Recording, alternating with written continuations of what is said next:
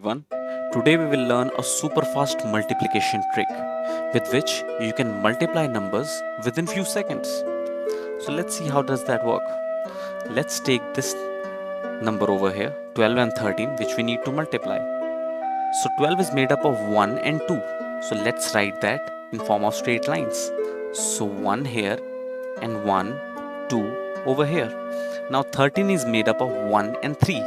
So let's make one straight line over here and then 3 over here. Now let's look at this particular section and count the number of intersections. 1, 2, 3, 4, 5, 6, which means 6 is going to be in the ones column. And now let's look at this section.